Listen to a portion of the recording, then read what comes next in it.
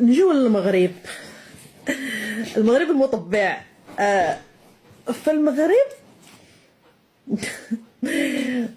قال ماركوس شيف اللي هو الرئيس التنفيذي لشركة إمباكسي، قال لقد أذهلنا هذا الاحتضان الفريد لليهود واليهودية في المناهج المدرسية المغربية التي تم إصلاحها.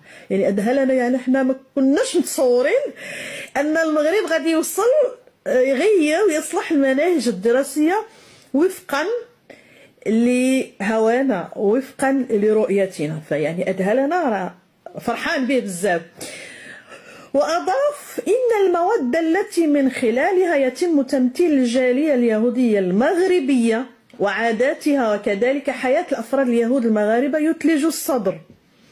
وهذا ما كنشوفوه في بعض المواضيع اللي كتطرح، اللي تيجيب لك انه الجاليه اليهوديه متعايشين مع بعضياتنا مع المغاربه المسلمين ويحضرون في اعيادهم ويذهبون الى بيوتهم ويتعايشون بكل سلم وسلام.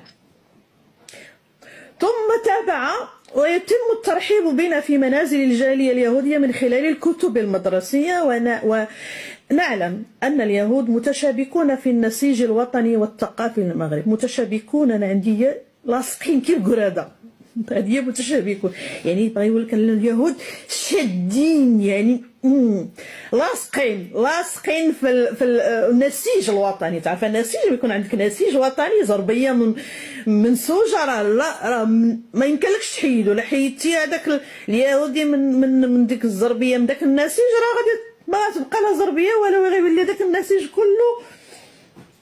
معنى انهم متشابكون في النسيج الوطني والثقافي، معنى انهم متأصلين ومتجدرين وشادين بسنانهم، ما غتحيدوناش.